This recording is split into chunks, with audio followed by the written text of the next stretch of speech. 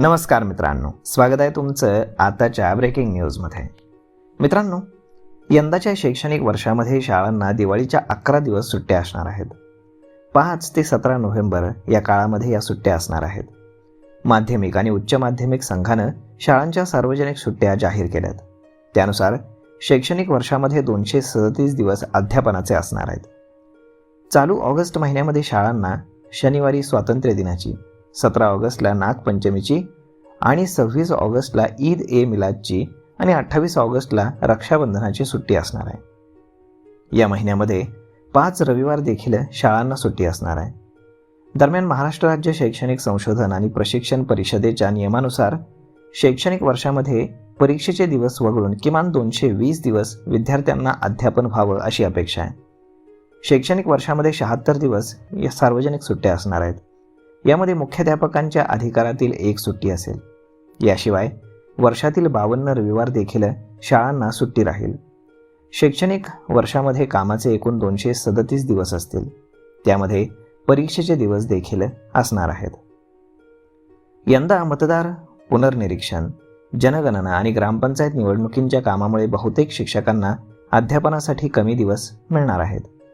या पार्श्वभूमीवरती 2026-27 या शैक्षणिक वर्षातील शालेय विद्यार्थ्यांची अंतिम सत्र परीक्षा 20 एप्रिल नंतरच घेतली जाणार आहे.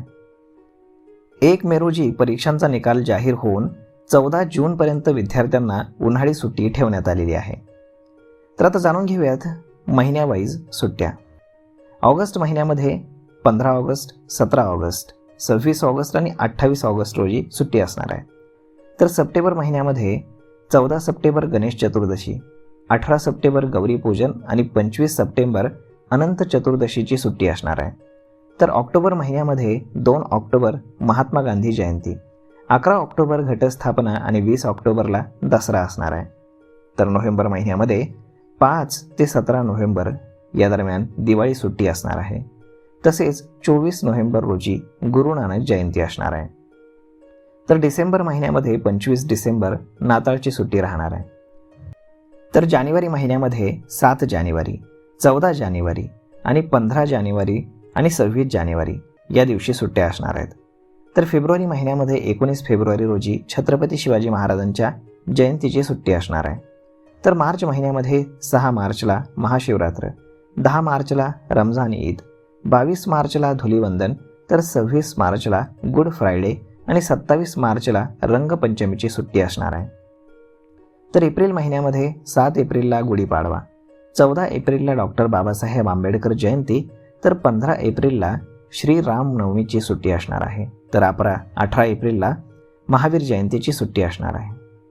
तर मे महिन्यामध्ये 1 मेला महाराष्ट्र दिनाची सुट्टी राहणार आहे. तर मग मित्रांनो, अशा पद्धतीनं शाळांना यंदा 11 दिवस दिवाळीची सुट्टी राहणार आहे आणि शैक्षणिक वर्षामध्ये 237 दिवस अध्यापनाचे आणि शिक्षकांना 128 दिवस सुट्ट्या असणार आहेत. तर मग मित्रांनो, हा व्हिडिओ, ही माहिती तुम्हाला कशी वाटली हे तुम्ही आम्हाला कमेंट करून नक्कीच सांगा.